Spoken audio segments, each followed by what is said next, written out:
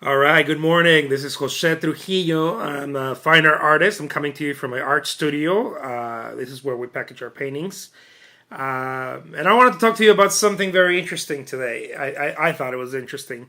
I was walking into an art studio, a local art studio, and as I was walking in, I heard this art students. I think they were art students. They work there too, talking about debating, I guess, whether art should be aesthetically appealing or not. And I thought it was an interesting subject. I thought how funny that they're debating about that still. But they asked me for my opinion. A person asked me for my opinion, and I know they were joking, and it was funny. They were probably having a good time. But I did tell them I think you have the wrong idea. Art should be sold, and I wanted to talk to you about that. The reason why I said they kind of just looked at me like, "What the hell's wrong with you?"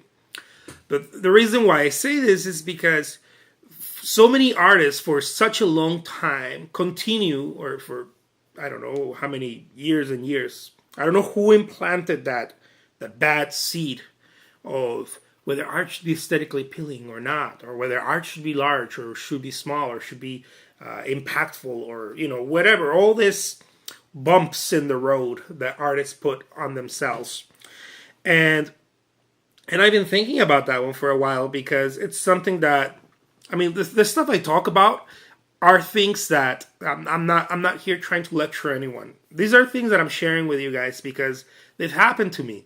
They're my own experience, and I'm just sharing them as I go. I'm not some famous artist. I'm not some big guru or this is the way to do it. No, I'm just sharing what has happened, what I've seen, what I've experienced, and in hopes that maybe if you're going through it, maybe it'll help you as well. But I've noticed that so many artists get stuck on this idea, man. What? How should you do the artwork? Should it be large? Should it be small? Should it be aesthetically appealing? Should you use, this and that? And while all those questions are fine, they're great. Don't make that the main concern. I'm here to tell you, make the main concern selling artwork. And before you, I don't know, shut me off and log out of this and be like, just another salesman. No.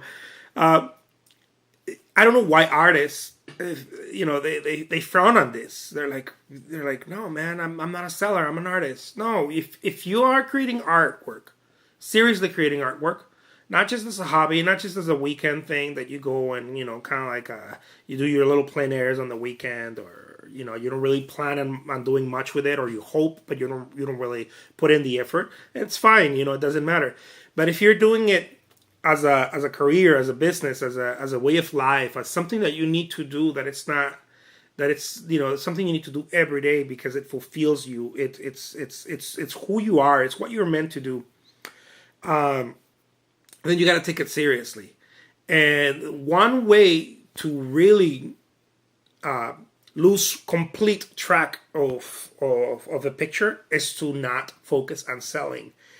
And I know that this goes against the grain with many artists. But if you don't sell, just think about it. If you don't sell artwork, if you don't make that your priority, you cannot continue to make more artwork. Some people may say, well, look at Van Gogh. Yeah, look at Van Gogh. You don't want, while we all love how he painted and we all admire the work, you don't want to emulate. You don't want to copy his tactics because his tactics were horrible. He was a great artist, but he had no tactics. So if you paint, make sure you sell, or otherwise, just burn them. I don't know, throw them away. They are bad juju to be carrying around. Paintings that you don't sell, that you just carry around, they're bad juju. And you might not be in the process of selling necessarily, but you got to sell something. It always comes down to selling something. You're either selling yourself to a gallery to get a one-man show or whatever, or you're selling your prints, or you're selling your artwork as a licensing, or you're selling physical, the paintings themselves. I tend to do that. I like that the best because it keeps me fresh. I got rid of it. Now I got to create a new one, and I got to top the one I just sold. I got to make it better, the next one. That's how I see my artwork. So It does all sorts of good things if you just focus. I'm not saying don't focus on the artwork. Once you already focus on the art, once you focus on that, once you say, okay, this is the way my artwork's supposed to look like, this is, whatever ideas you have, take it to market. Whatever market is for you, whether it's going to, like me, to eBay, whether it's going to your personal website, I do that too, whether it's going to a gallery, whatever you're doing, take it to market. Whether you're taking it to a craft show or to, I don't know, the swap meet, whatever you're doing, it doesn't matter where you start or where you are. There's all kinds of misconceptions about that. Just take it to market, because that will create momentum for you to start selling your ideas or your artwork or your licensing or your prints, and then it's just a good thing because you're able to get more materials, you're able to expand. And when you expand, you'll also expand your vision. You tend to expand your vision because you're constantly growing and seeing things differently and talking to different artists and maybe talking to gallery owners and whatnot. It's just a trickle of a chain of great things that happen. So I'll leave you with that. Do not focus on the studio. Do not focus on the canvases. Do not focus on any of that crap. Yes, make it part of it because of course you want to, but don't focus on that. Focus on getting rid of the artwork. If you can't get rid of the artwork, you cannot continue to produce. You're going to start feeling bad about yourself. You're going to start accumulating mental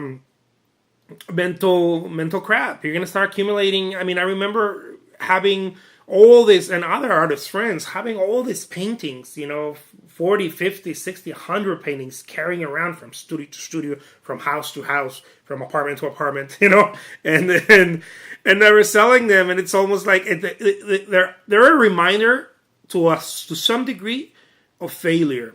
And you may not be feeling that, and you may not have that feeling, but if you do, like I did, and like many other artist friends and people that I've known, have that, you got to get rid of it. Get rid of it. One way to get rid of it is to get rid of it at whatever, however you can. Whether you want to give it away or don't do that. But if you want to do that, great. Just sell it so you can buy more art materials and create new artwork, and it'll create this momentum. You got to get rid of it. You got to sell it, even if you can't sell it at the prices that you would love to. You have this idea of a certain price. Maybe you don't have the leverage to sell at that price. Maybe the artwork is that good, but you don't have the leverage. That's another thing. I'll make another video about that at some other time. But focus on selling. Don't kid yourself. Okay, don't kid yourself. I know some of you might think I'm crazy or whatever for saying this, because this is totally against the grain. This is stuff they don't tell you in art school. This is stuff they don't tell you. The galleries won't tell you. There's the girls like, selling, don't worry about selling. I'll take care of selling. Of course they want to take care of selling because they want to get their cut. No blame on that. But you want to make sure that you get your cut too. I'll leave you with that. Don't focus on anything else. Make selling the artwork. If you're a serious artist, whatever you do, musician, painter, it doesn't matter. I happen to be a painter. But I think it would fit anywhere. Just about if you're a pianist or whatever it is that you do, you got to focus on pushing your product to the market. Why? Because you are going to be able to continue to do it. If you're not getting paid for it, sooner or later, you're going to get tired. Very tired. And you're going to start turning into... You're going to start coming up with ideas, reasons, excuses as to why you couldn't make it, as to why you didn't have your one-man show in New York in a Chelsea gallery, or I don't know, the Whitney Museum or something. You're going to start coming up with these ideas and reasons and excuses as to why not. And the only reason why not is because you didn't take it to market quick enough and often enough. I'll leave you with that. My name is Jose Trujillo. I'm a fine art artist. And hey, I'm just passing my experiences to you.